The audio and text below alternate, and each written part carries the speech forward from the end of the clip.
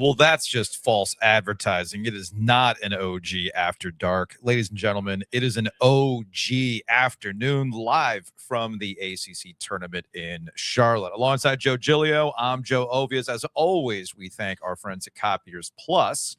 They are your presenting sponsor for the podcast. But when we go live for these afternoon and evening games, and we're going to have back-to-back afternoon games with NC State beating Pitt today, that is an OG Afternoon brought to you by our friends at Bloomin' Blinds. Check them out online at bloominblinds.com. Again, that's bloomin, blinds.com. OG listeners will get 10 or more window treatments, 10% off. How am I catching strays here? What's that? Not hungover. I said you had to get snacks. No. You got snacks and some water, which I appreciate you bringing me water. Because one time after a Super Bowl and we had a future senator on and I couldn't even spell my own name doesn't mean kind of like NC State's defense in the first 10 minutes of this basketball game. I'm kind of bummed out that Beard just texted, are you guys monitoring Will Wade right now? He's dropped a couple of gems. I'm sure he has. I'm sure he has. I'm sure. Look, I titled things we are all over.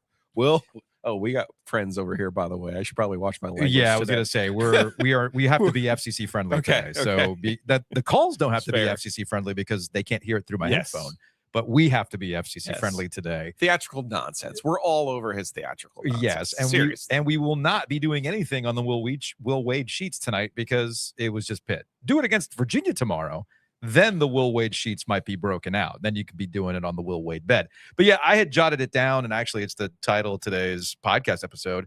NC State needed a clean slate starting here in Charlotte to put the whole bad vibes of losing 6 of your last 7 to close out the regular season. And I don't know, maybe they're taking some strength in your coaches getting bounced yesterday. Kyle Smith. What a gift that was, I know, by the way. All this like, oh, man, that guy. And then he loses yesterday. And then I think with Mike Young over at Virginia Tech, he was so depressed after the Virginia game. Maybe there was a carryover effect and they lose to Wake Forest yesterday. So the super coaches are out. Now NC State goes to see Virginia. And this game did play out with a lot of like, oh, goodness, is NC State doing this again? Darion Williams with a couple of just backboard, no rim, just backboard misses. I think at one point at the under 8, Pitt was 8 of 12 from 3. They shot 67% from the field at that point. Yes, I'm doing the hand gesture if you're watching on YouTube. They shot 67%, but they went about a 4-minute stretch. Pitt did with a 4-minute stretch without making a bucket. During that time, NC State was able to claw back into this thing. Abel gave them a 35-34 lead with 5:21 left. Paul McNeil followed that up with another 3 to extend the lead. Amari Witherspoon knocked down a 3 to stem that turnaround. That was their first bucket after about 4 minutes. Copeland got a bucket after that. And then that the kid who played for the U16, U18 Lithuanian FIBA teams, Indrusitis, he hits a 3. And, I'm sorry, no, it was a layup, circus layup and 1 that you're thinking, okay, this game's going to go back and forth. And that's exactly what it was. Exactly what it was. Second half was the Kadir Copeland show. He was flexing. He was doing reverse dunks. What? He had nifty fake behind the back passes in the lane. At one point, he looked like me talking to my children while he was passing the ball to Matt Abel, saying, shoot it. Just shoot it. Matt Abel passed it back to him. Kadir Copeland looked at him in disgust, passed it back to him. Abel hit a 3, and Kadir Copeland looks at him and says, I told you to shoot it. I got you, man. Like, again, he had a full range of emotions in the second half, and then they come out with a win today. What? You mean fake tough Kadir Copeland, who again before the game, like, what was he doing? He just stood there for 10 minutes pregame. Right. He's got his headphones on, and he's just trying to, like, mean mug the Pitt fucking, walk on. Like, what? Like, buddy, you cursed. How about just break a sweat? How about go through a layup line? Maybe do some cone drills, a little shuttle run. Like, yeah, that'd be good. Where you're just gonna stand there. You're so fake tough. Everyone is over it, man. Everyone is over it. Pitt starts this game 8 of 12 from 3. Yeah, they finish 4 of 25 from 3.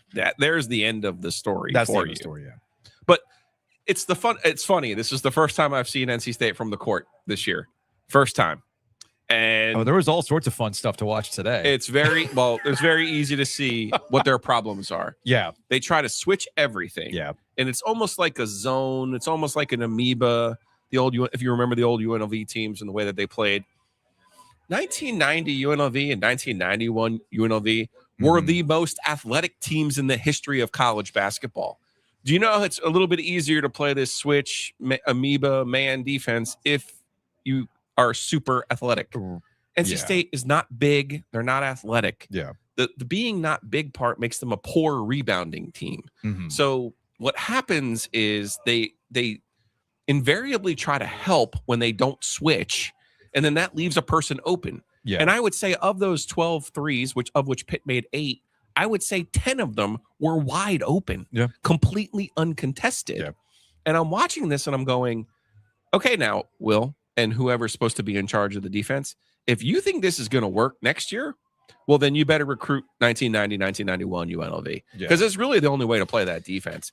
It's a fundamental flaw in the way that they defend. I am.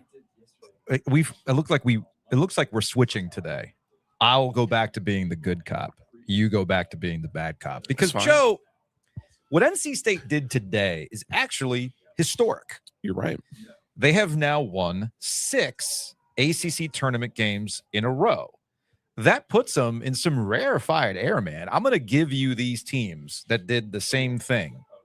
81-82 North Carolina, 95-96 Carolina, 97-98 Carolina, which, by the way, fun fact, rarefied air, NC State now joins that 97-98 UNC squad for winning that many ACC tournament games over 2 coaches. Because remember, Dean Smith did it in 97. Guthridge took over and did it in 98. So between Kevin Keats and Will Wade, you now have 2 coaches, 6 straight wins for NC State at the ACC tournament. That 05-06 Duke squad, that 07-08 UNC squad, that's some rarefied air that they've tied with. I'm hearing a lot of national champions in what you're saying. I'm also seeing back in 63-64, they did this with Duke. Now, here's the fun fact. Here's who they've surpassed with 6 consecutive ACC tournament wins. 61-62 Wake Forest. You're thinking, wait a minute. Billy Packer. How did they win 5 ACC tournament games in a row on their way to back-to-back ACC championships? Well, you see, what had happened was UNC was on probation in 1961, and they had to alter the format, and they only had to play twice to get to the final in that situation. You also have NC State, 73 and 74. They only had 4 consecutive wins in their back-to-back ACC championships. You're wondering, how the hell did they only win 4 times in back-to-back ACC championships? Well, South Carolina left the ACC. They had not replaced them yet with Georgia Tech, so you only had to win twice to win the ACC tournament back then. So this is the rarefied air that NC State has entered by winning 6 ACC tournament games in a row. Can they catch 54-56 NC State, or 68-70 North Carolina, or 09-11 Duke? They all have 9 consecutive ACC tournament wins. I don't think anybody's catching Duke. Probably not. 16 straight ACC tournament wins from 1999 to 03. Now, context-free facts. It has been 1,098 days since NC State has lost in the ACC tournament. 1,098. Now, do you know why I came up with that stat? Do you know why I came up with that stat? Why did you come up at the risk of triggering you? Do you know why I came up with that stat? Why did you do that? Do you remember when Virginia won the national championship in 2019? Yes. And then they're so smart fans. After 2020 wasn't played, they spent all of the 2021 tournament acting like, well, you know, we're still the champions. Well, you know. All I know is NC State, when they've been in the ACC tournament, they've won 6 in a row. I understand. Context-free, facts only. I understand they weren't in the ACC tournament last year, but you can't lose a game in the ACC tournament if you don't play it. No asterisks or context necessary. I'm just Poor saying. Pitt, by the way, you see some of the reality walking by their locker room. Yeah. That's it for Jeff Capel, Jason Capel. I wish it had worked out better for those two. Is that official yet? I mean, it will be soon. It should enough. be. We're going to talk to Brendan Marks about some of that stuff. You see it though. Yeah, you can see it. You can see two people who were fired on the same day and shot in the same room. Yeah, you walk by that locker room and you see their reaction. That's a very human reaction that they're having over there. So, and it's brothers. Two brothers in this area who have had their own moments in our area. And quite frankly, I was rooting for them because I wanted to see that piece of the ACC. Yeah, it's anytime you have a branch in the league of two people like that who really understand the league's history and the league's lore and what it means, you lose something at the league level when you lose men like that being involved in our sport. I agree. From Scott on the YouTube comments, Giglio legitimately hates this year's team. Jesus. Ha, ha, ha. I'm sorry, Scott. You think Giglio's alone in that? I mean, I see the OG sports phone calls. I see the emails and the comments we get on YouTube. There's a lot of people. Ask you, besides Van Allen Lubin, what exactly is likable about this team? Yeah, it's now sitting behind the bench and just seeing some of the stuff that they do, it's just kind of like honestly, you beat Pitt, like Copeland, you had a nice game. Like, I get it's your DNA, but it's like, man, holy smokes. How about a little bit of the act like you've been there before? Well, you know what I mean? I do get the sense there's a little bit of those behind the scenes. I mean, not that you're not already thinking about the next year, because you have to. You're always thinking about the next year. Will doesn't like this team either. And yes, there's an element of that at play here. And to see how long bad news for you. We'll see if you how think long, it's me. We'll see how long they can pull this out. Anyway, we're going to talk some more ACC coaching stuff here with Brendan Marks in a little bit. But let's see what all of this means for the NCAA tournament. Seeded territory, the bracket is the story. Patrick Stevens tells it like it is. Patrick Stevens, OG Media, senior bracketologist, joining us now on the Heister Automotive Group hotline. Patrick, sir, how are you? I am doing well. Joe, how are you enjoying your time in Charlotte? I mean, missing you, and man, did I get lucky today. Because speaking of missing parts of the league's DNA. Yeah, Patrick is definitely part of that. I got extremely lucky today. I came in hot today because of some traffic issues. I had a Joe moment with dealing with traffic on my way over here. But I managed to pull up and get like a prime parking spot, like right in front of the building. So with your pass? Yeah, about that. You're going to see a credit card charge for that. So I'll get the worst. Actually, I didn't get a parking pass. You did not? No, they did not give me one. Okay. Now, speaking of a pass, NC State seemed to be getting a pass today. I know that other bracketologists that we will not name, who also happen to have the first name Joe, I've been getting the push alerts about where NC State is right now. But based on our conversations, that never really seemed like a threat because, as always, context matters. Yes, NC State has lost 6 of their last 7 going into the ACC tournament. But you know who else has been losing a lot? A lot of the other teams at the bottom half of that bubble that have helped NC State stay there. Has that been the case? Is that what we've seen the last couple of days? Yeah, absolutely. I mean, I think certainly when you look back on the weekend, that was the case. And yesterday, you look at Virginia Tech in particular and Stanford as well losing, made things even more muddled down there. And so for NC State, I have them with some space between them and Dayton at this point, 31st at-large team. And so I don't think today changes that any. I mean, you're not going to get a ton of credit for beating the 15th place team in the league in Pitt, but I think they're still in really solid shape. There's probably a scenario where there's enough upsets elsewhere that maybe they still get squeezed into Dayton. But I think I've been saying this here for the last month or so that this NC State team is in really solid shape just based on its overall body of work, even if the last few weeks have not been good at all. Yeah, I'm more worried for the rest of the league than I am. Oh, well. NC State, to your point, Patrick, with Virginia Tech and Stanford yesterday. I don't know how close they were. We get Cal against my upstart pick, Florida State, here in a little bit. I mean, I wish Florida State hadn't fooled around so much at the beginning of the season because the way that they're playing. Yeah, they've been identified as the team you don't want to see in Charlotte. So. Hey, Patrick, sorry, man. Now that you're part of our universe, you're going to get a little bit of something here now. Hey, did you watch the West Coast Championship? I did watch the one. I did. It's funny. I turned away from it there a little bit late. Don't think I watched the last 10 minutes or so. Can you fill me in? Don't think that we didn't get some calls about this. Patrick, our friend Luke, and you might know Creech. He worked for baseball. I need to find the text. This was before the game from Creech. Can Herb beat the Zags tonight? Luke says no. And I said, lol, you were here. You should know. 1997, 2002, 2003. He goes, yeah, what was I thinking? I was at the game in 2003. He's like, hey, but we beat the national champs Maryland in 2002. And I was like, yes, exactly. Always the bridesmaid.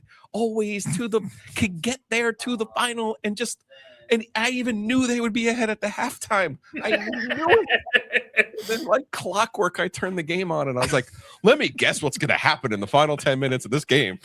Today, playing the role of JJ Redick will be some foreigner from Gonzaga. I was like, oh, so stunning. What a stunning turn of events. One of Herb Sendek's teams. And I can't wait for Rick Pitino to tell us how great of a coach he is when he ends up at Providence. Yeah, he will be at Providence. Holy smokes, Rick Pitino. What year is it that you need to shill for Herb Sendek and his 40-year coaching record? Rick Pitino's in the Homeboy Hall of Fame, man. He's looking out for his guy. For multiple reasons. Well, there is that too. Yes. There is that too. Shout out to Porcini's. I do want to bring up something. It's a great little research project I'm going to have to do next week. And Joe, you're going to love this. Oh boy. How many coaches have taken a different team to the NCAA tournament in 4 different decades? Ooh, that is something. That's a fun fact. That's better. So, like, you've got Miami, Ohio in the 90s. You've got NC State and Arizona State in the aughts. You had Arizona State in the teens, and it's going to be Santa Clara here. Yeah. Whether they're in Dayton or not, it's close. But they're almost certainly going to be in there. There can't be too many guys that have done that. Pitino probably has. Yes. Oh, he's taken them to the Final Four, which is the difference between Pitino and his mentee. So we're off the Dayton thing. We can put Destination Dayton to rest with NC State and Santa Clara. I don't think you're going to see those two play each other. Okay. 8-9 game. It could. I mean, I don't think it's going to be an 8-9 game. I don't think Santa Clara needed to win last night, and it would have. But that Joe Giglio would have deprived you the opportunity of gloating here over the last 5 minutes or so with your Sendekian experience from 20 years ago. I mean, clearly you still have some feelings about this. Yeah, well, it's only been 20 years. I'll but you still probably have be feelings about this. Will Wade and this team in 20 years as well. People, you think I forget stuff? I do not. Apparently, not. Goodness gracious, you just forget what day it is. Yeah, I mean, there's apparently there are things that Joe doesn't remember, like what day of the week. Do you know what today is? No, it's a Wednesday. Joe, who was the Boston College running back you drafted number 1 overall? Was it Green? Whoa. Hayden? Josh Hayden. Are we talking fantasy right now? Wait, I just wanted to trigger. I mean, he remembers everything. I just thought I would bring something up. It goes to show you that. I did take Russell Wilson in the last round though to make up for that. But here we go. From Paul, Herb is in Giglio's Silence of the Lambs pit. Okay, I don't need that visual. I do not need that visual. Okay. So to wrap this point with NC State, where are they, you think, solid? I don't think they're going to win tomorrow. I don't think they're going to. Neither does Will Wade. We could play them 100 times. We would lose 99. So, well, hey, maybe there's the one. You know, you're still saying there's a chance. So with the expectation they don't beat Virginia tomorrow, where are they solidly in the NCAA tournament right now in terms of the seed line? I mean, I think they're on the 10 line right now. And I don't think a loss to Virginia, who is a 3 or a 4 at this point, depending on how you evaluate, it's gonna hurt them all that much. Okay. Now, here's my question. Well, I guess there's a bracket question here. If you're NC State, you probably don't want to be on that 8-9. If you want to there's certainly an argument to be a very good argument that you'd rather be a 10 and deal with a slightly tougher first round game. Yes. And have a slightly easier second round game than vice versa. Okay. I'm just looking at this, long run to see if they actually can, go on some miracle run and make it to the Sweet 16, you probably want to be on that 10th seed. Did you watch the basketball game today? I did watch the basketball game, but here's the thing: there's a lot of bad basketball out there. That's the thing. There is. Now, there's a lot of bad basketball. I get your general feeling on NC State, but let's also understand that NC State's not the only team out there that looks like that. That doesn't defend. I mean, again, I get back to how many points they give up. I was being kind about this, but your super coachy coaches found their way out. Okay. Yeah, at the buzzer, both of them, right? One of them was overtime. Stranger things have happened. It looked like this team was going to just completely wilt away, given how the first half was going.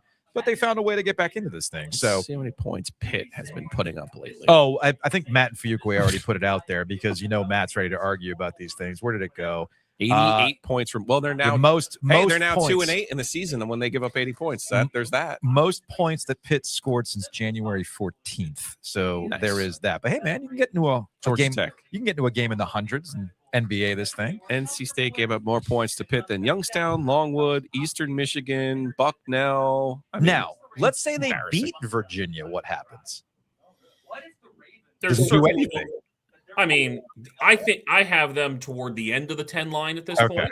So at the same time, like we talked about earlier, like just about everybody's going to lose this week. So all the teams around them are going to probably lose a game. So I would just point out that back on that 1 versus 2 seed type thing. Okay, so your 1 seed is one line populated by Duke, Arizona, Michigan, and either Connecticut or Florida. Yeah. So Connecticut or Florida and Houston are pretty safely on the 2 line. Mm-hmm. And then you're talking probably a couple Big 10 teams or maybe if one of those Big 12 teams catches fire this week, that's who you're looking at. Michigan State, Nebraska, Illinois, somebody like that. I mean, I don't know if NC State's going to look very good against a Connecticut or a Florida or a Houston either. Yeah, I'm going to go with no on that one. Those were kind words. All right, moving ahead to the other triangle schools with North Carolina in action tomorrow. Are they solidly somewhere right now, or does advancing to Friday help them out in any sort of way? I think it's going to be hard for Carolina to move up from the 5 line. Mm-hmm. You look at their profile versus Vanderbilt and Arkansas and St. John's and even some of the four seeds like Kansas or Texas Tech. It just isn't as strong overall. It's not as deep overall. Mm-hmm. And so I think it's more likely that Carolina might slip to the 6 line than it is that they would make a charge up. Certainly, if they were able to beat Duke, make a final, that kind of thing, possible. But I think it's more likely that we see them on the 5 or the 6 line when all is said. Okay. You got anything else for Patrick? No. Save the rest. Now of us I for feel tomorrow. bad for giving him a hard time about Herb. He's just an avatar for Herb. You have a lot of issues here. I do. Yeah, it's my time of the year, man. Okay, let's go. Your time of the year, and then you're fired up about these types of things. Yeah. Okay, we're settling old scores. What are you talking about? I thought. I mean, what more scores do you have to settle? Oh, there's always something with Herb. Not Herb. I mean, honestly, Herb just. It would be exciting to be in that presser, just to show up and ask the questions. Because Patrick, what do you think? What do you think would happen if, for those who don't know, the NCAA tournament press availabilities are your traditional, everybody's sitting up at a table, they pass a mic around, you have to state who you're with, yada, yada, yada. So now you have me thinking about this, and I would absolutely love to get the real-time reaction from Herb Sendek when you grab the mic. Does he recognize you first thing? No, he doesn't know who I am. Or when you say, hi, Joe Giglio, OG Media. He still won't know. He still won't know? Nope. I don't believe he'll do the worst thing possible to me, which is act like you don't know who I am. Ooh, that's where the real someone else did that to start this season. That's where the real scar. I mean, wouldn't that be an opportunity for Joe to say, hi, I'm Joe Giglio from your nightmares? Yes, there's that. I wonder if he would remember me. Hey, remember that time you brought pizza to 850 The Buzz to explain why NC State sucked before you got here? That's a true story, to by the way. explain why I was really doing so much work with Ron Kelly. And Anyway, Patrick Stevens, we appreciate the time as always, my man. We will check in with you possibly tomorrow, maybe?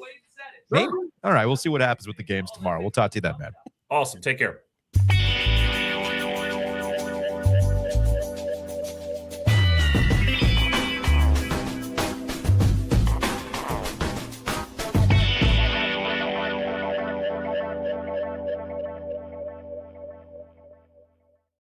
Of course, we are live at the ACC tournament. When we are typically live, we're also brought to you by our friends at the Butcher's Market. You can check them out online at thebutchersmarkets.com. We had some people asking if you were out there, just like, did you sneak in some Butcher's Market hot dogs? I wish. There was a nice sandwich place. While you were here. We get vouchers now. One of the things I was telling James, who will be joining us on the ride down this morning, I was like, man, I gave him my first back in my day. Oh boy. Because my first ACC tournament, I was 20. Yeah. 1995. Yeah. Well, at Greensboro, we had 2 future number 1 overall picks, and Joe Smith from Maryland and Tim Duncan from Wake Forest. And I was just trying to regale him with stories of, it was a 9-team league. There were 8 first-round picks in that tournament. It was a different time. I said, the one team that didn't have a first-round pick? Duke. Duke. DDMF. Okay. So I was 20. He is 20. Because I know people are like live on the radio. I didn't say it. I'm going to say it. What the fuck is wrong with you? Fire it up. This is the ACC tournament. This is our Super Bowl. But seriously, calm the fuck down. Okay. You're like Quiddy or Copeland right now. Oh. Seriously, that's how you're acting. That hurts. You're like fake tough guy right now. Staring at the camera like, I'm sure Duke fans are really wondering what Joe Giglio thinks about their current time right now. Flexing. 95. Doing the... Okay, I don't think they care. Okay. I really don't think they care. Anyway, also, you're positioning me as like the pro Duke guy, which is something I never thought I'd be in my life. But that's neither here nor there. You're there. Yeah, 1995 is the one bad year they had, man. Calm down. They can have it. They can have that. So it's interesting. You're talking about how, back in my day and things like that. We've had a couple questions. What it was about the food. About the food. Because they don't have food here. They don't have food. And yes, we should have gotten some. So I bought snacks. Should we have done like lunch boxes, like brown paper bag with some sandwiches and whatnot? I literally bought snacks. And I bought my coffee, and you'll see tomorrow my coffee maker is going to be in here. Oh, you really brought the coffee maker? Yes, my coffee There's pot. There's nothing wrong with the coffee here.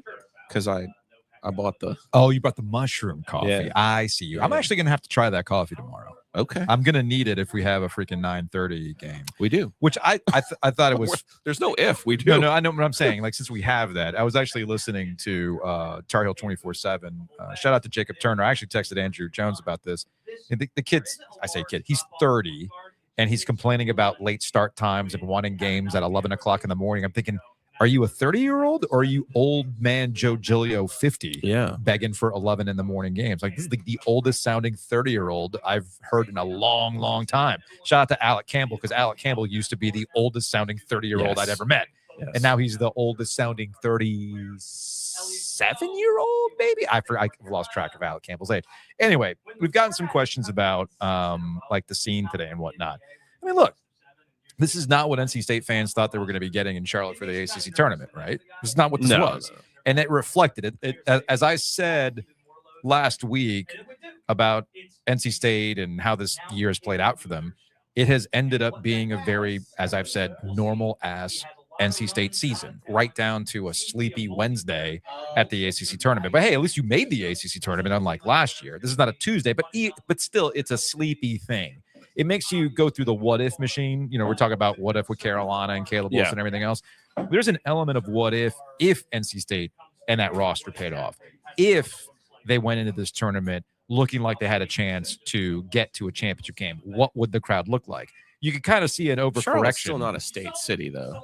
But that's the thing. If NC State did the thing that people thought they were going to do this year, what would the building look like? Would it look like more of the same? Because they'd be playing on a Thursday. Right. They'd have the double bye, and would be people hyped up for it. It's hard to say because Carolina's going to be in the building. Duke's definitely in the building. And I will say, basketball last year, Duke had the run of this building last year. Duke fans had the run of this building last year, which surprised me because Charlotte is very much so a Carolina city. See, nowhere to go. Aaron sees it. You guys are crotchety, more crotchety than normal. Take it however you want it, man. Take it however you want it. One thing that you also started with that I thought is worth talking about, because of the way that the media setup is now, right? Where if you're at NC State, not everybody gets to sit on the floor. I mean, we're certainly not sitting on the floor. No, there's like 6-7 people. At Carolina, you're sitting up in the 200 level, right? It's not necessarily a bad angle, but you're not on the floor. And at Duke, you still get to be on the floor, but that's its own experience altogether. And I always enjoy coming to the ACC tournament because it is the first opportunity you get to be that close. And more importantly, behind the benches. Yeah. So you can see the interactions with the players and the coaches and everything else. And the thing that, to your point about where we are with this team and watching them, you can just kind of tell that they understand they still have basketball to be played, but it's not with any sort of urgency. You're wondering, playing out the string, how long is this going to go? What are we doing here? That's the general vibe that I got to start the game. Quadir Copeland, as much as people want to get on him, I know he's got his detractors. The one thing I will always appreciate about him is he has one mode and one mode only. It doesn't matter if it's a sleepy noon game Wednesday against Pitt that's playing out the string with a coach that might not be there next year. He's going to bring that energy one way and one way only. It's just a matter of getting everybody else fired up and getting going. And if there is a positive to take away, and it starts to get into the topic of who comes back next year, it's Matt Abel and Paul McNeil. Those two players. Yeah, they're not going to both be back though, because he hasn't figured out. One of his coaching failures this year was not figuring out how to play the two of them together, save for the Boston College game, which they won, and then the Carolina game, which they won.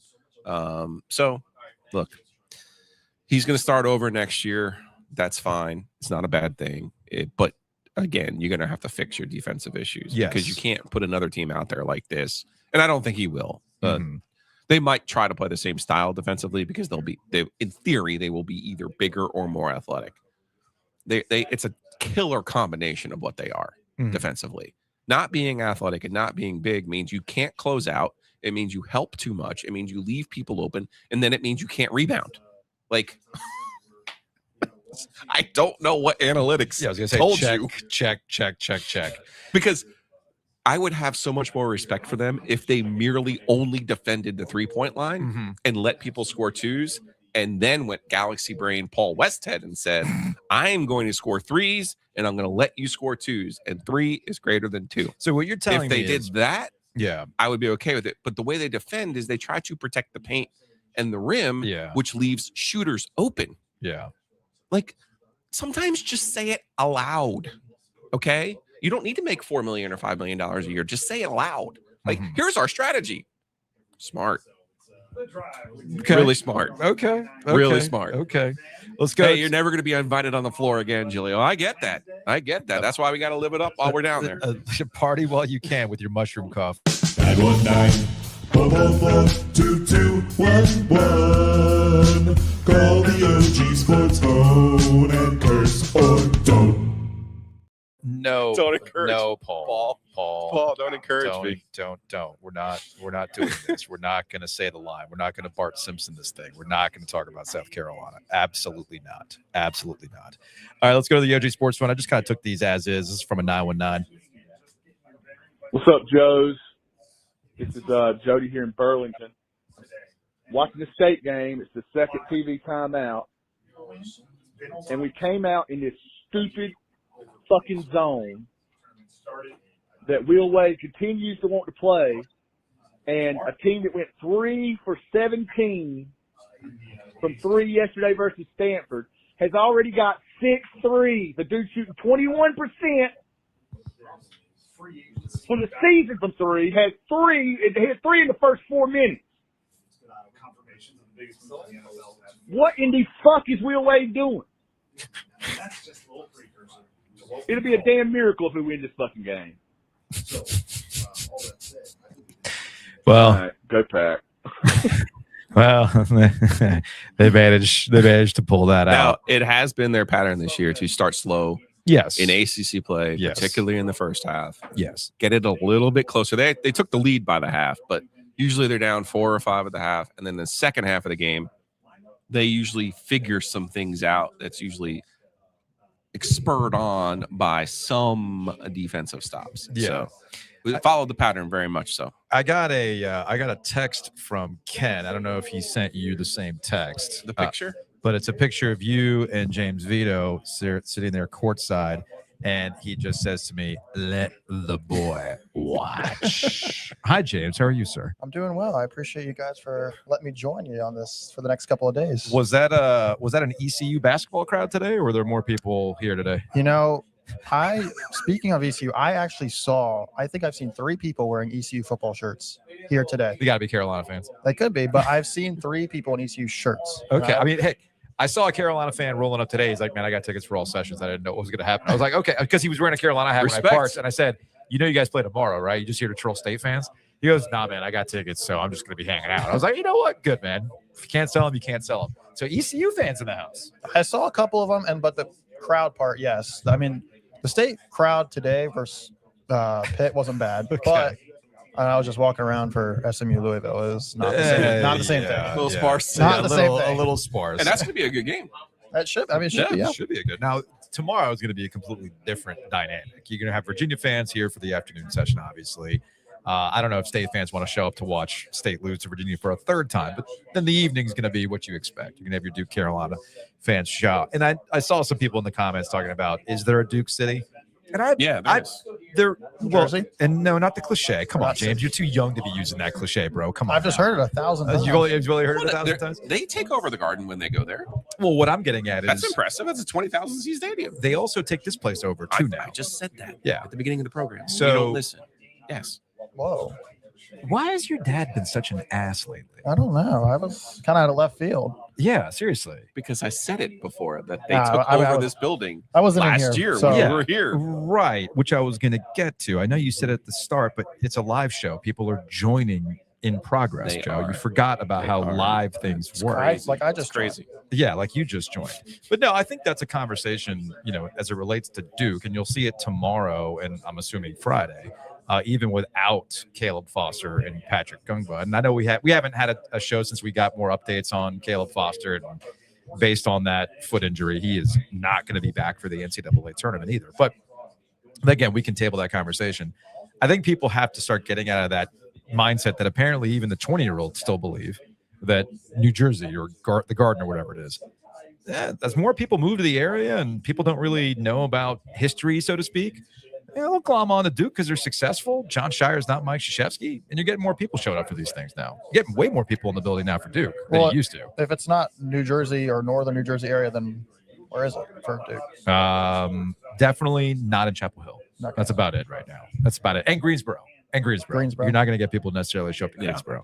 So anyway, so what were you getting like the history lessons? Well, I've heard it. I feel like my entire life that Duke takes over whenever Duke's in the East region for the bracket. If they're playing in Newark. Well, Jersey, it was the Meadowlands when I was growing up. They played there every year practically and went to the Final Four every year. My lesson for picking the bracket is if Duke's playing in Newark, if they're playing in MSG, if those are the Sweet 16 Elite 8 sides, they're going to win. That's what I've been taught because they got the crowd advantage.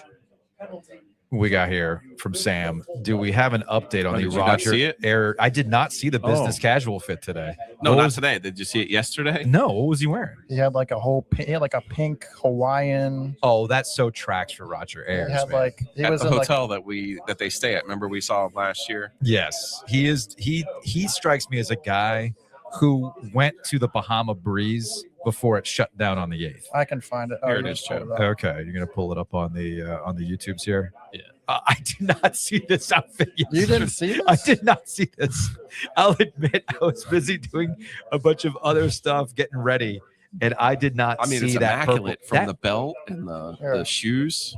I'm seeing it right now. Oh my goodness, that is the purple on purple. It's definitely not a Roback, but it's nice. It's not. Speaking of Roback, I am wearing Roback right now. Joe, you had not seen the sport button down, the Oxford take. Looks very soft. On the, you want to touch it? It's really nice. I'm good on that one. You don't want to touch it? Yeah, it looks good though. No, come on, touch it. You do it well. No, touch it. It's soft. Pulling it off well. It's also blue. See, thanks, Jim. It is soft. Yeah. Okay, it's very, very soft, and it's very blue. They actually have 3 colors. They have this blue, they have more of a Carolina blue, and then a white. That's my blue. And I like that collar. I like the button collar. Yeah, the button collar is nice too. You can actually get this right now at Roback. Use that promo code OG20. Go to roback.com. Save 20% off your order.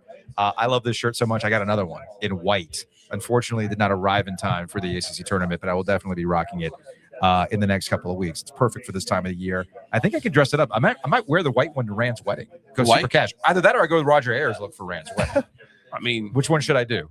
I think we'd all want to see that. You want to see the fuchsia? Either one would be really good. Okay, because it's going to be outdoors. Okay, we don't need to be sweating the OG lime through the This pores. is a good point. This is a good Is point. that going to be out by then? Yes, in fact, we need to get art. No, the canning's happening here in April soon, so it should be. Yes, I got an update from Wit that we need art for the OG lime quick. So I got to. Okay, well, Mikey P's probably he's sleeping right now. No, I know he's sleeping right now. We got Mikey P working on that OG lime. Speaking of OG Light, we got the bracket night coming up on March 16th, Monday. It's going to be at Longleaf Swine. Longleaf Swine is not open on Mondays. They're opening it for us so we can fill out brackets, have a good time. We're going to do a Q&A. You know, Giglio fancies himself the bracket expert. We're going to do a live Q&A while we're there recording our podcast. So come up, ask questions, all that kind of fun stuff. Do you want hit a meeting button? Sure, we can do a meeting right now. What's the meeting? Thanks to our friends at Color Graphic, we will have a women's bracket. Excellent. Big, like life-size, like Price is Right women's bracket, and a big, like life-size men's bracket. Awesome. So Mitch and Mia can fill out that women's bracket. Maybe we'll just fill it out together as a family, as a show, and enjoy it. It should be a good time. So go to oviesandgiglio.com. You can buy your tickets. We'll be there on Monday night. $49 plus a handling fee. Bumps up to $51. You get a barbecue buffet, the full spread from Longleaf Swine, dessert, a pint of OG Light, and just a general fun hang. So come on through, and we will have a great time. Again, go to oviesandgiglio.com to get your tickets today. So are you, James, like super down on this? Okay, fresh eyes. Yes. Not jaded, I hate this team eyes from your dad. Just general. Oh, he hates this team. Just general, like fresh eyes on this team. They're not good per se.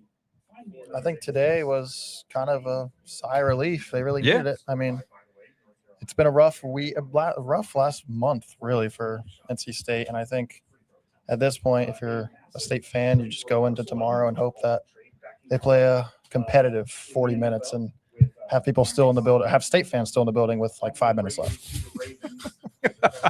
That would be your reckoning, ladies and gentlemen. I mean, we've seen them play twice now.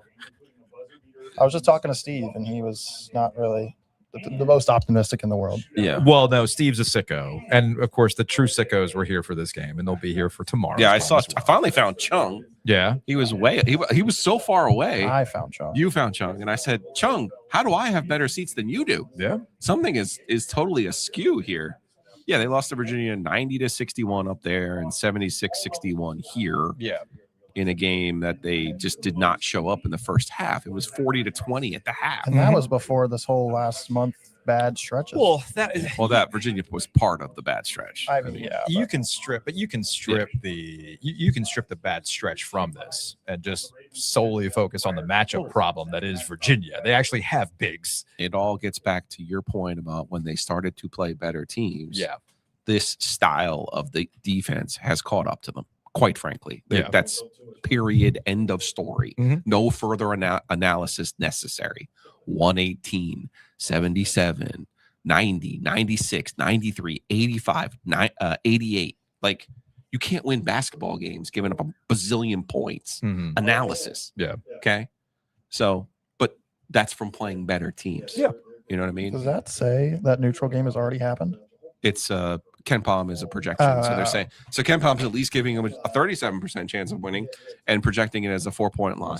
So you're saying there's a chance. Yeah, we'll have to dig through Will's comments from the Virginia post game. I mean, if we play them 10 times, we're going to lose 9. Well, again, maybe on a neutral. He did say maybe on a neutral site. Well, you got a neutral site. Number one, number two. That's on the chart of what it doesn't have to happen at the end. You see what I'm saying? Like, you play 10 times, you might beat them once. Like, I don't know, maybe it's the third game, maybe it's the fourth game, and then you lose the rest of them. See, so it's there's still a chance there. Summer protocol idea. What's that? The 10 wildest things Will said this year in a post game. Like, it's on the list. That might be him being like, after getting just boat raced by Virginia, being like, knowing that they could play them again, and being like, man, if they're just way better than us. We could play 10 times, we'd lose 9. Let's go back to the sports phone. Let's go to a 919. Oh, hey, they hit a 3. We should double up on a guy in the paint. Oh, hey, they hit another 3. We should double up on a guy in the paint. Oh, hey, they hit another 3. We should double up on a guy in the paint. My God, I can't figure out why this isn't working. We should just continue to double up on a guy in the paint.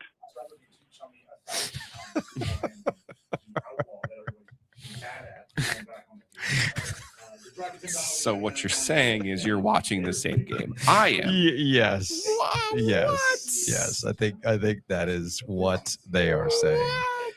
Ken saying, I'm explaining the difference between independent trials and dependent trials. Sure, if you say so. I didn't go to school that much for those types of things. By the time I would have taken things like that, I was too busy working at WKNC and not really caring about school anymore. Let's go to 336. Joe, Dimitri, Benny Mac here.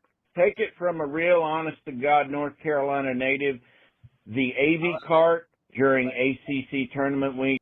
Okay, this was in relation to the OG business. I had asked the question about the AV cart because it's like AV cart nostalgia week. Everybody has their pictures or dusting it off. The ACC is still selling a shirt with an AV cart on it saying best week ever, even though like that version of the ACC doesn't exist anymore. And I also asked the question, actually, James, you're closer to school than I am at this point. Like, could you even watch YouTube while you were at Garner? Like, was that not blocked off? Like, could you get like YouTube TV? Yeah. I mean, like, are you watching during class? Like during class? Yeah, you could watch during class. At high school, they don't really care as much, but like the real fun was elementary school and middle school. Oh, forget it. Roll out the TV. And, did they actually do that when you were in school? And I was in elementary school. I remember very specifically. Okay. During like a class, I asked if we could throw on the ACC tournament. Okay. And like, I don't remember who the teacher was, but I remember it was probably Miss K. Like you had some, you had like 8 different gym classes. That was also, they had games on Friday. The quarterfinals were on Fridays. No, but the game like they turned on it was like a Wednesday or Tuesday like noon game. It was like Boston College and Wake Forest. Like I feel like that's I feel like overtime in like 2012. I feel like that's an in-school suspension punishment that you got to watch. I mean, that game. It's better than nothing though. Yeah, okay, fair on point. A Tuesday. Anyway, the call continues. Was absolutely real. And it started in elementary school. I remember we started watching it in 4th grade. All my teachers were Carolina fans, which kindly made me sick because I'm a State fan, right? In 6th grade, my English teacher was such a Carolina fan.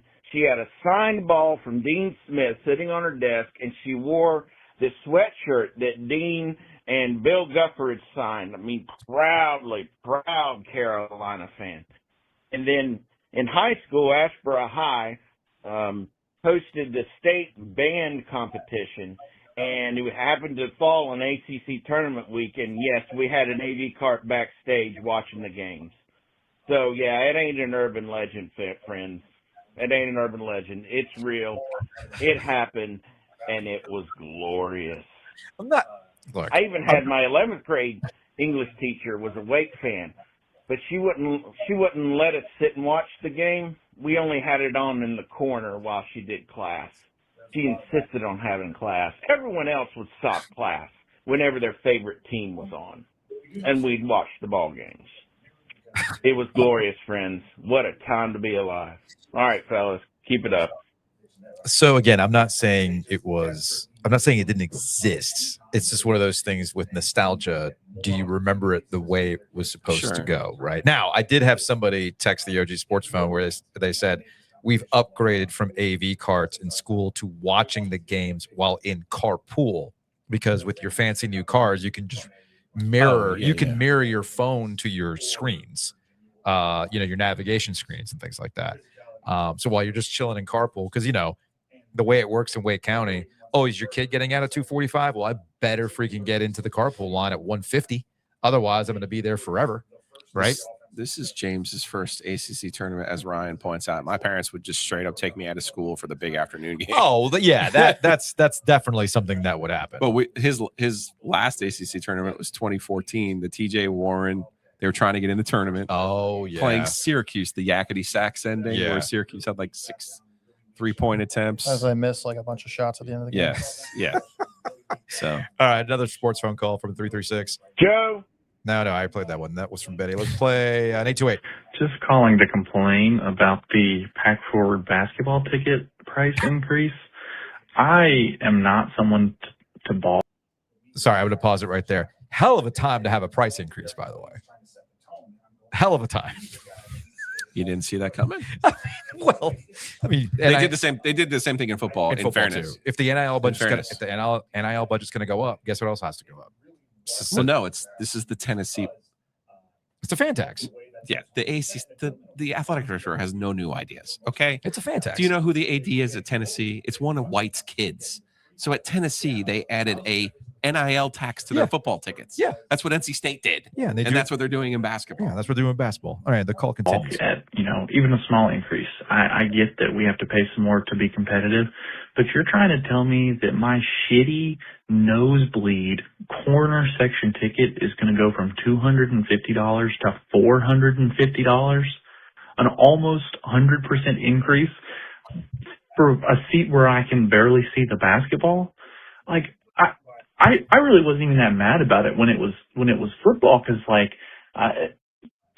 it was kind of comparable to, I feel like, what you're paying for NFL games, other colleges nearby. But this is asinine, like, especially from the standpoint of the resale market. Like, that works out to be like $40-50 a game. And that's what I did with my season ticket, was sold it on, games that it didn't go to, sold them on SeatGeek. It worked out pretty well. Nobody's paying secondhand SeatGeek $40 a ticket for the nosebleed corner terrace. I mean, this is just, if you want to tell me I need to pay $50 more a season, even $100, I might be okay with it. But doubling, there's no way. I think I might be out on this one. Sorry, Boo. Yeah, I think it's an unfortunate reality of where we are in college sports with revenue sharing in particular. If you can't raise money NIL wise, which some of these schools are coming up the NIL fatigue, right? You have donor fatigue. You've seen some of this at ECU where they're chasing Mr. Beast, right? Well, why do you chase a white whale like that? Because you try to knock out 20-25 million from one person rather than raising it bits and pieces. And I think at this point, for NC State, yeah, you got Brian McMurray giving $5 million. You got guys like Chung giving thousands of dollars. But at some point, you just have to kind of nip and tuck away at it. And the easiest way to do that is with the season tickets. Now, season tickets in basketball are hard. Yeah. You're talking about 17 games, right? Not all week, some weekdays. Most of them, they had a dream schedule this year. They played almost every Saturday. They were almost all during the day. Duke and Carolina at home. Duke, Carolina, Kansas. Like, guess who they don't play at home next year? No, Duke, Carolina, Kansas. So, yeah, it's really hard to double your prices and give fans what almost assuredly will be an inferior schedule next year. So that's difficult to do. It's difficult to sell. But I think that's the reality of where they are right now in college sports. It's just the reality of really college sports in general, just not really NC State, but majority of schools. You mentioned ECU, but if you want to keep up with the Dukes and Carolinas of the world, then you got to do what you got to do. Well, that's Duke's real advantage, too, that it goes kind of mysteriously. People don't think that Duke spends more money than everybody else in all of college basketball. They do. Yeah. Like, this is not Mystery Science Theater, 5,000 here, guys. And guess who you're competing against? Whether Will Wade wants to admit it or not, and I think he finally did after losing to Duke this year.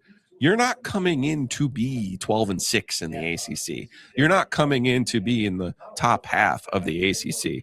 You're not coming in to be in the top 4 of the ACC. You're coming in and you're competing against the gold standard of college basketball. With my apologies to my UConn friends, Duke is the gold standard of college basketball. I don't really see any way around that. The only way to do that, you have to be like Stanford and get a D3 transfer that hits, or you got to go and get guys in the portal that you're going to have to pay for. They had $12 million this year. Do you think they used that money wisely?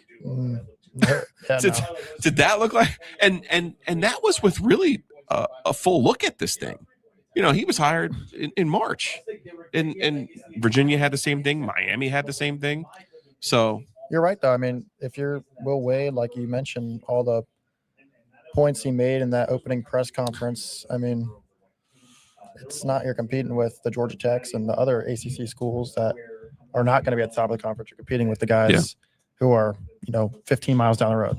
So, yeah, okay, first of all, Paul, you got one coming to you. 2019, yeah, it's funny because here we are in 2018. Remember, this is the building where Virginia lost to UMBC when they became the first number 1 seed on the men's side to lose to a 16. So, yeah, they're going to catch strays forever. That's how it works. That was 2018, Virginia. I understand that in this building.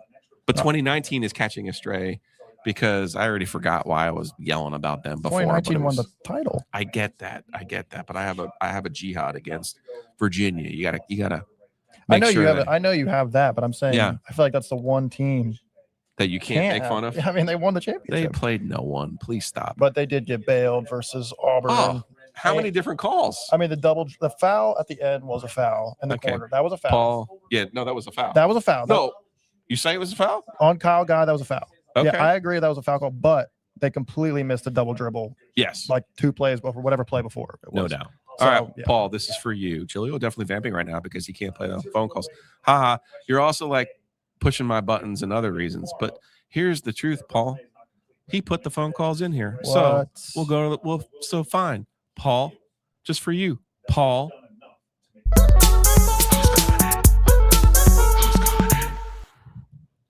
Hey guys, Chip from Weddington. Sorry for calling back again. But you were talking about the AV cart for OG this morning or on business, and just wanted to give you a timeline because I think that I kind of straddled this the timeline pretty perfectly at my age of 33. So when I was young, I remember kindergarten. I grew up in Weddington, Union County, right? Like south of Charlotte used to be farms and is now not. But we had the AV cart till about 3rd grade sometimes, but most school rooms by then had started putting the TV up in the corner of the room, and the teacher would just turn that on Thursday and Friday of the ACC tournament. So we had that. When I got to high school, we started getting smart boards in the classroom. And so when we got smart boards, we had projectors, and the teacher would just connect would kind of connect it that way. We had AV carts, but for the most part, it was through the smart board that they would kind of loop it in. And then I eventually became an English teacher and basketball coach. And in that time, I would stream. We could stream YouTube TV on or Hulu or ESPN Plus. We could stream those on our laptops, on our school laptops, and I would stream that for my students. We would always just make sure to put, I would do essays that day, and then I would just throw it on mute and turn the lights down, halfway down. And it was just understood. Principals never had any problem with it. But I figured I'd give you like that 20-year timeline of how it's changed. And if we're talking about modernizing, realistically, the move is to go to the smart board, since that's what we're getting in most of the classrooms now. Okay. See, that was for you, Paul. Yeah, I can play an OG sports phone call when Ovies isn't here. I was going to say, you do have the ability to do that. Is today really the right day to push my buttons, Paul? Really? Is it? Because we got another show tonight. Or no, we don't. No, this is it. Done. Tomorrow is too. Oh, look at. Although, as I was trying to chase Brendan Marks down, we might not be done recording today. So okay, that's all. That's all, because we do have some stuff that is kind of evergreen. No, you missed discuss. a little ticket discussion, and then me being taunted by Paul. Yeah, well, you deserve to be taunted today. You've been on one. Let's go to 1919. Hey guys, Matt and Fuqua here. Well. I see Mr. Sendek has had his breakthrough season at Santa Clara. His best season he's had as a coach since Vanderbilt. And surprise, he gets his way all the way to the West Coast Conference Championship and comes up against Big Brother and falls short once again. That's a story that I've never seen before. I don't know about y'all, but I never saw that coming. Who would have thought that would have happened? Herb, love you, guy. You're a perfectly decent coach.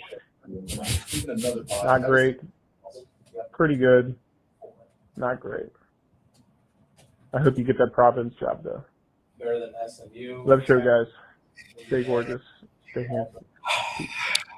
At this point, would you really leave Santa Clara, California? No. Why would you leave Santa Clara? Now, Providence is a great underrated city.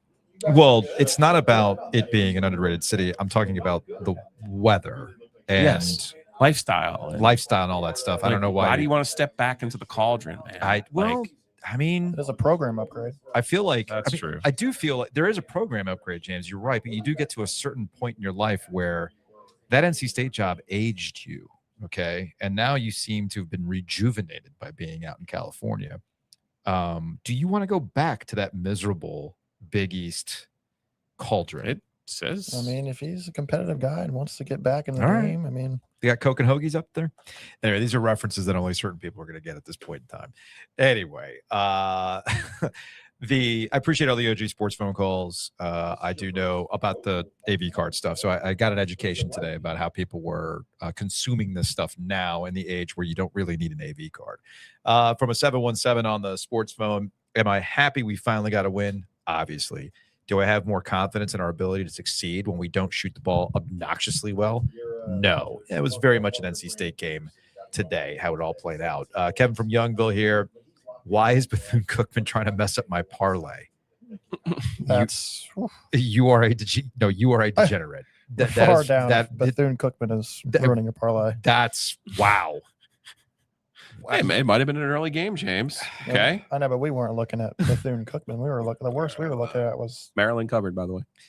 Here's another one for you, Joe. 704. The dancing and trash talking while giving up almost 90 to Pitt is a far cry from the 2024 team even a UNC fan like me was rooting for. I really hope this isn't the identity Wade is trying to build long term. I think that's specifically the Dear Copeland. We shall see how that looks like next year. State made 13 threes of their own. I mean, well, yeah, I mean, that was all the second half, and how they pulled away from Pitt was exactly how you would expect NC State to win a game.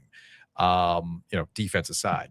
And then last one, 919, we did an OG cast for the ACC tournament, like a Manning cast to let you all to watch you all watching the game in real time. Those were things that we tried to do years ago. I mean, we're talking years ago. The issue that you run into now, and why we would never do it now, especially now here while we're here, rights holders would have a problem with us doing that. They would absolutely have a problem with us doing that. So that's why we don't do anything like that. Appreciate everybody watching this OG afternoon, which is, of course, I like the new graphic. Looks good. Well, this is actually a reworked graphic. This was the original. You want to see the original one? Yeah. Or did I download it? I don't know if I downloaded it or not. Let me see. Because it was Mikey P using this for the it was originally for the Carolina Clemson game. Oh, okay. Remember the Carolina Clemson game here in football? And it was Ramses and the Tiger barbecuing Tuffy. Yeah. So I just had to rework it a little bit for today. Mikey's busy. We got him working on a lot of different projects. I thought if State lost today, I was going to use that graphic. I see. Because I'm sure NC State fans and Clemson fans would have enjoyed a flambéed Wolfpack. I think Clemson. Oh, no. Go ahead. But anyway, that's neither here nor there. That's going to wrap it up for today's OG afternoon. Thanks to everybody for watching, calling the OG Sports Phone. James, thanks for hanging out. What's our plan tomorrow night? Because we're having another meeting? Myself. We're having another meeting before we do a brought to you by for everybody else. Well, tomorrow is going to look a lot like today. We'll go live after the NC State Virginia game. I don't know how long that show will be because there might not be much. Not be much to talk about if you really think about it. Might be a halftime exclusive. we might just go live at. No, you're right. We might just go live at halftime. So we will just do a normal show we'll do an afternoon. Okay. And then we will do. Here's the question. Here's where we really have a meeting. Let's have a meeting. Do you just want to, if we're going to do 2 shows tomorrow, do you want to do 3? I think if something calamitous happens, which we now have to put on the table, as if given all of the injuries, Duke loses. Duke's the second game. No, they're the first game. They're at 7:00. Carolina's the 9:30 game. Yeah, UNC is the 9:30 game. Okay. So I'm inclined. So no, we would just do one as long as something calamitous doesn't happen in the 7:00 game. Yes, we just do the 9:30. That's what I was thinking too. We'll just do something after the State Virginia game, and then we'll just wrap it all up with a conversation after the NC State or after the Duke and Carolina games. Yes, that works. Okay, that works. Again, assuming nothing calamitous, because the last 2 weeks We've had not been Caleb great Wilson for Duke. we've had Caleb Wilson break his hand and not Yes. play. And then we've had 2 injuries to Duke, and they're not playing here in Charlotte. So we'll see. By the way, I've thought of if something good could happen to Carolina, it will outcome. And you might not like it because it's only going to be an ACC championship. But man, oh man, wouldn't it be something if the Tar Heels won this tournament this weekend? I can see it.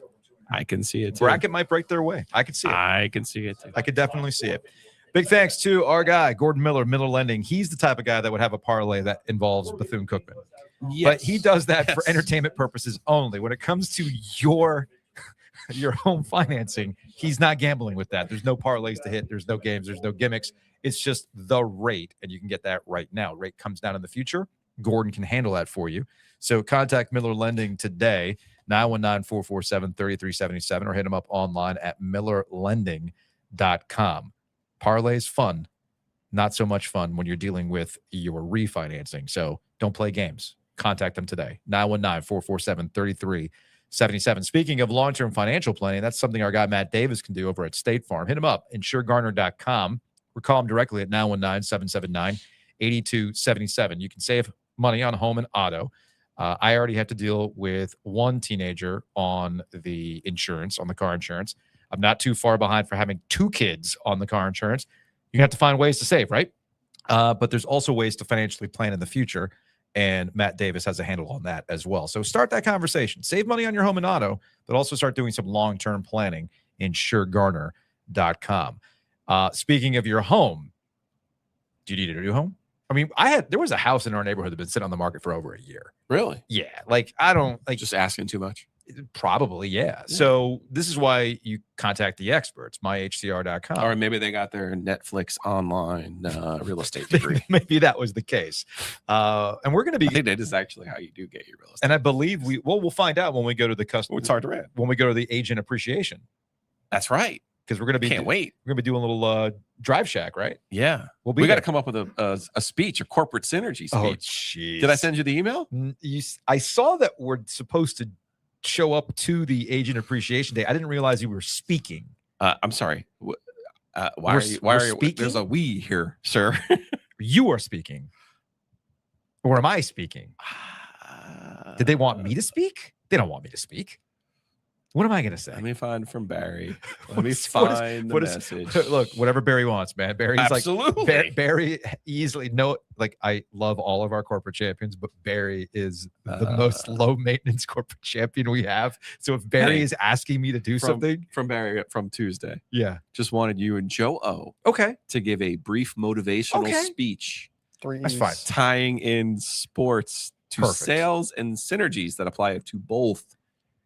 Can you come up with something? Yeah, I can actually. I'll do to the agents what I did with the Junior Canes 14U Red American squad, where I would all I do is I remix Rod Brindamore post games and interviews. Barry's amazing because the kids don't know. The kids are not listening to any of our Rod Brindamore interviews. They're not listening to any of his post game stuff. No. So I could just regurgitate to them remix style. Do you use a goal horn to? No, I don't curse. I actually have that filter, unlike you. Nah, I did. So hey, I made it through the whole show today. You didn't actually. I had to. You dropped an F-bomb once. One. I mean, I'll give it. They to you, weren't man. on the air yet. I'll give it. Nobody was on the air yet. I was okay with that. WD was. No, he was not. He was not. Okay, well that's good. That's good. Anyway, contact Hometown Realty by HTR.com. Also, an actual you don't go to Netflix law degree. You actually have to go to law school to understand these things. Whitaker and Hamer, qualified lawyers, no Netflix law degrees, no Law and Order law degrees, straight up expertise. WH.lawyer. They will also be the home of our 3rd birthday bash, AKA the Jonathan Rand wedding pregame. Because man, oh man, are we going to be hammered by the time we go to that wedding, ladies and gentlemen? We're going to be on our best behavior. And speaking of weddings, this is about that time, man. We are in engagement season because I know how this works now. You get engaged now, and then you have to plan your wedding for this time next year. So put a ring on it and make sure it's the right ring for what your needs are. That is at Bailey's Fine Jewelry. BaileyBox.com is the website. You can also find out more about Fox and Bailey, their watch shop. They've got a vintage watch sale taking place March 20th and 21st. You will see me there one of those days. I am going. I want to see what they have. Oh, having a meeting. Another meeting? What's the Trey come through? No. What's the meeting? No, an actual update. Okay. Let's see. What's the update? No, we're gonna do a show from that location. Okay. When? Do we know? Well, let me just look what they said. Hell of a show. Let me just look at what they said. What a show today.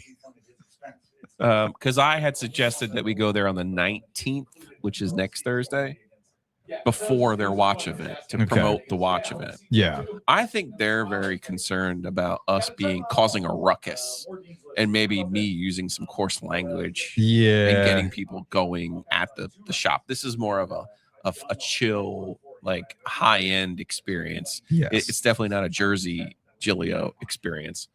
So they're definitely in for us going there and doing a show from there. So we just need to pick a date. That's all. I suggested the 19th. I have not heard back yet. Just as a mere promotion for the watch event that they're having on the 20th and 21st. It would actually make it easy for me too because it's my birthday and probably go out to dinner after that. And you're going to get a watch on the OG that day as well. That's hell yeah, man. Happy birthday to me. Go to BaileyBox.com. Don't lose it like the cat mug, please. Well, it's on my wrist, bro. Like that's not going to happen. So I did not lose the cat mug, man. Somebody stole the freaking cat mug. Still haven't heard a story yet about whether or not somebody's put an engagement ring at the bottom of a pint of ice cream. But here's what I want you to do. Such a risk. It is bracket time, and everybody loves that. a bracket. And the folks at Two Roosters, Jared has done it again. Did Jared put our flavor on in the bracket? He did, and you can vote for our flavor, our peanut butter salty, because Giglio has been salty lately. It's a very appropriate flavor for us. So you can go to the Two Roosters Instagram account, and you can vote for their all-time flavors of the last year. So vote for us. It would be great. So head on over to tworoosters.com. Do that right now because absolutely we have the greatest flavor there ever was. Absolutely. Do that right now. And of course, our friends at Mosquito Authority and Pest Authority. Was Hayes in the building today? Or does he care about this? He should have been here if Chung's here. Yeah, he probably was. Yeah. They can be at your place like ASAP. Call them up right now or hit them up online, bugsbite.com. Get those mosquito treatments going right now because you know how it works here in North Carolina. Like it just decides summer, it's here, bugs are out. So don't hesitate. Contact them today at bugsbite.com. And of course, our guy, Chris Brassfield, Brassfield Accounting. I wonder if Chris had a moment of panic when he saw Ehlers have his knee go into the boards yesterday. I think it was Carlson who went his knee back of Ehlers' knee into the board, and everybody's freaking out. He came back, though. That's good. And they won. And they won in a shootout. It was quite an adventure last night. Yeah, they had that one in control. And quite an adventure last night. Almost like the goaltending was shaky at the end of the game. Yeah, this is going to be an issue. This might be an issue. And I do know that, speaking of Rod, he is going to be miserable throughout this entire playoff experience. I can call it right now. Maybe not. I think he's going to be miserable. But here's the thing. One thing that's never shaky, Chris Brassfield as a fractional CFO. Never shaky when it comes to making sure your taxes are right and getting those right numbers back. So hit them up. BrassfieldAccounting.com. OG listeners will get their personal taxes done. Folks, it is March 11th. It's a day after Mario Day. Okay? It is getting dangerously close to you having your taxes wrapped up or at least extending. So hit them up. BrassfieldAccounting.com if you want it done personally as an OG listener. That's going to wrap it up for today's OG afternoon. We will be back for another afternoon tomorrow, immediately following, or maybe at halftime. A double dip of the NC State Virginia game. And yes, we will be double dipping.